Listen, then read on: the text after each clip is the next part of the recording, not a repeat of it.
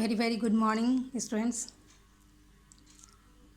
पिछले 3 क्लासेस में हमने वेस्टर्न लॉजिक का सेमेस्टर 2 जो है उसका सीसी पेपर 5 उसका यूनिट 1 हमने कंप्लीट कर दिया था। अभी आप लोग देखिए सिलेबस कि हमने यूनिट 1 जो है what is logic, what is symbolic logic, advantages of logic and propositions of argument, ये हमने कंप्लीट कर दिया था।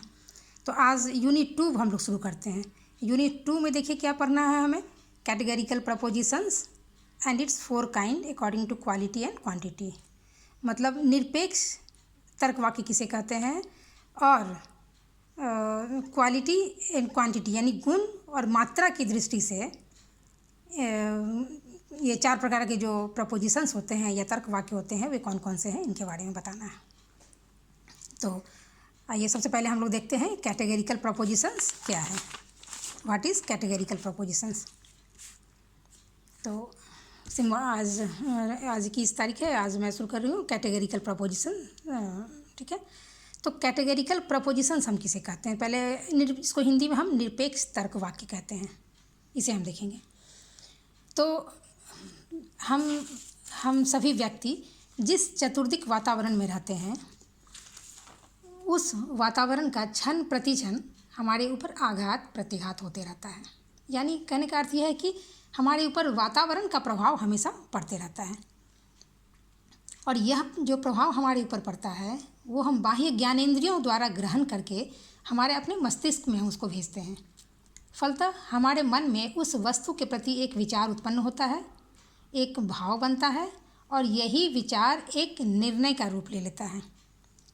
ठीक है, क्या होता है, वो विचार एक हमारे मन में एक निर्णय का रूप ले लेता है और इसी विचार को हम जब शब्दों के माध्यम से व्यक्त करते हैं, अतः जब किसी भी निर्णय को हम भाषा में व्यक्त करते हैं तो यही तर्क वाक्य कहलाता है।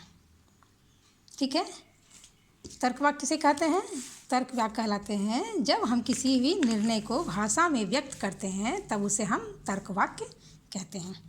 ए प्रपोजिशन इज ए जजमेंट, यदि इसको आप लिखना चाहें तो आप लिख सकते हैं, a proposition is a judgment expressed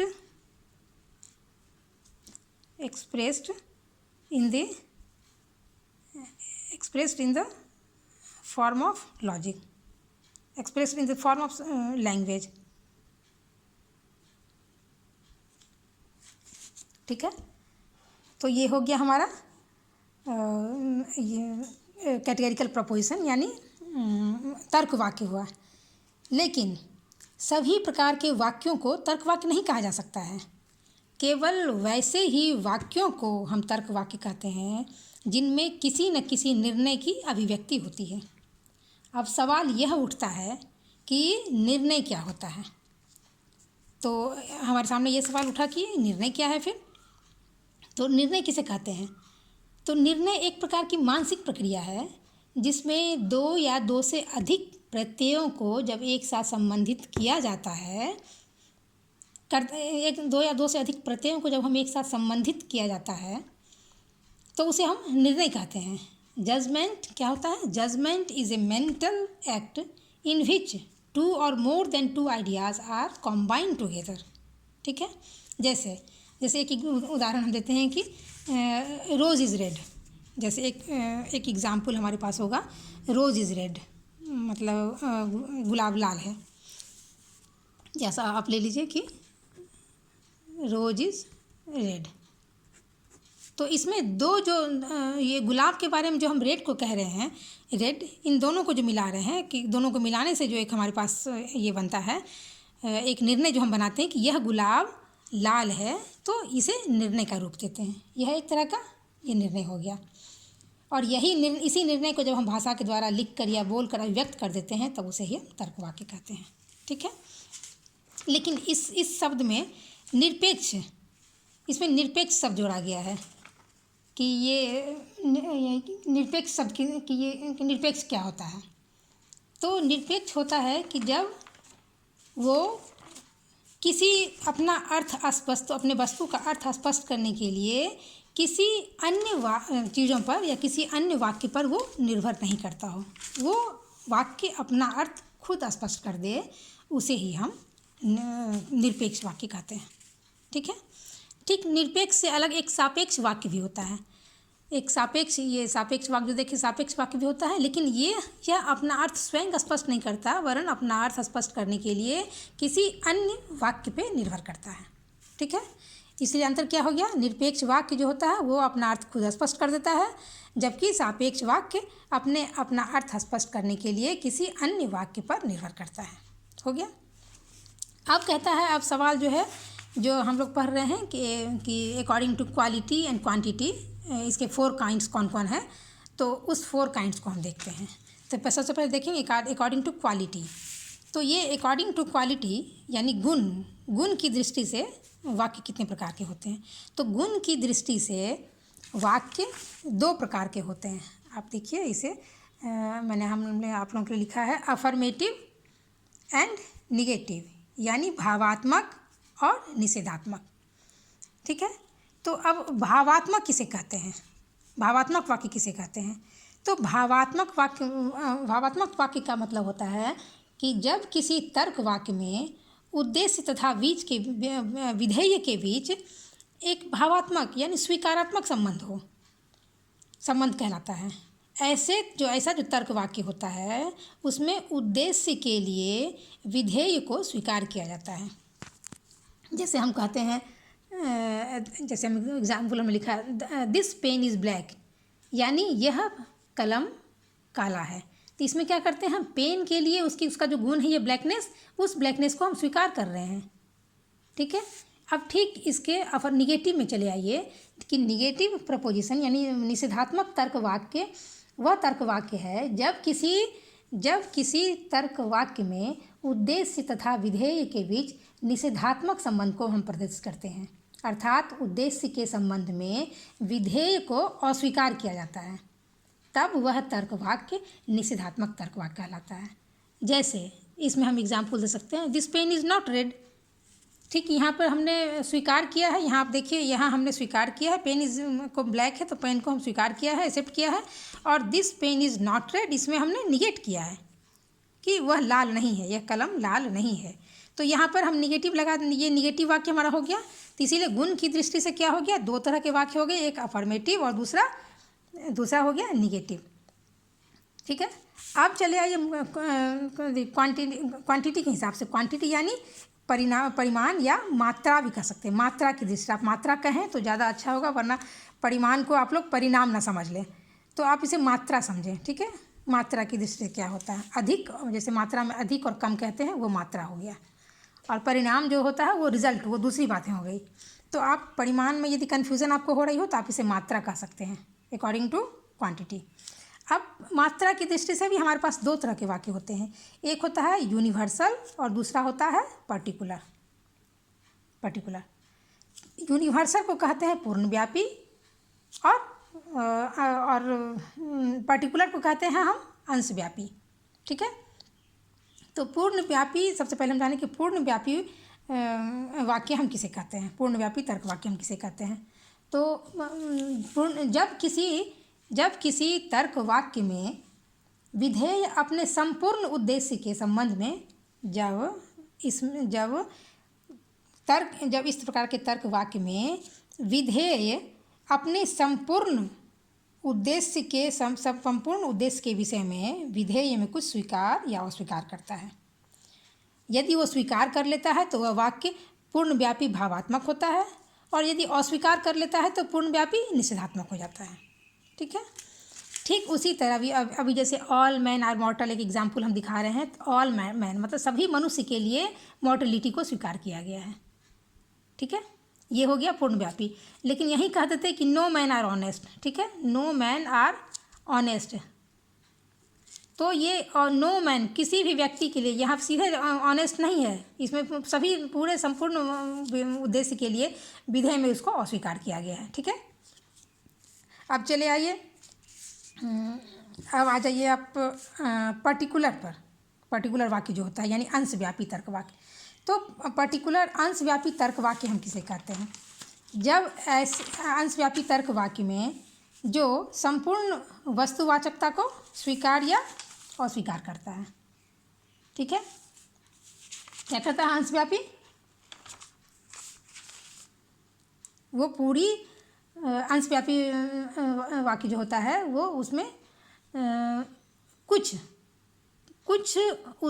लोग उद्देश्य का जो कुछ होता है संपूर्ण वस्तु संपूर्ण के लिए नहीं होता है, अंश को या तो स्वीकार करता है या अंश को अस्वीकार कर देता है। तो इस तरह यदि हम मिला देंगे तो आप गुण और मात्रा की दृष्टि से, यदि गुण और मात्रा की दृष्टि से हम मिला दें तो हमें 4 तरह के वाक्य हमें मिल जाते हैं। और देखिए कैसे हो जाता है। एक होता है यूनिवर्सल अफर्मेटिव, दूसरा होता है यूनिवर्सल निगेटिव, तीसरा वाक्य बन जाएगा पर्टिकुलर से मिला दीजिएगा अफर्मेटिव निगेटिव को, तो पर्टिकुलर अफर्मेटिव और पर्टिकुलर निगेटिव। ये 4 तरह के वाक्य हमारे पास मिल जाते हैं और इन चारों वाक्यों का एक नाम दिया गया है। यूनिवर्सल अफर्मेटिव वाक्य को ए वाक्य के नाम से जाना जाता है, यूनिवर्सल निगेटिव वाक्य को ई वाक्य के नाम से जाना जाता है। अब पर्टिकुलर अफर्मेटिव को हम आई वाक्य के नाम से जानते हैं और पर्टिकुलर निगेटिव को हम ओ वाक्य के नाम से जानते हैं। ये चारों वाक्य का नाम याद रखना पड़ेगा। अब एक एक करके हम देखें कि आखिर यूनिवर्सल अफर्मेटिव क्या होता है। ठीक है, यानी पूर्णव्यापी भावात्मक वाक्य कौन सा होता कहलाता है, क्या कहलाता है? तो जब संपूर्ण उद्देश्य के बारे में विधेय में स्वीकार किया जाता हो, जैसे इसका एग्जाम्पल हो गया ऑल मैन आर मॉर्टल, ये वाक्य संपूर्ण उद्देश्य, ऑल मैन संपूर्ण उद्देश्य के लिए, ये उद्देश्य होता है, ये पी होता है, संपूर्ण उद्देश्य के लिए विधेय में इसको स्वीकार किया गया है। तो इसे ए वाक्य, ऑल सभी के लिए, इसका चिन्ह है ऑल लगा रहेगा। ऑल पहचानने का नियम है कि ए वाक्य का पहचानने का चिन्ह है कि उसके पहले ऑल लगा रहेगा। अब चले आइए कि यूनिवर्सल निगेटिव हम किसे कहते हैं। तो यूनिवर्सल निगेटिव हम कहेंगे कि जब संपूर्ण उद्देश्य के बारे में विधेय में अस्वीकार किया जाता है।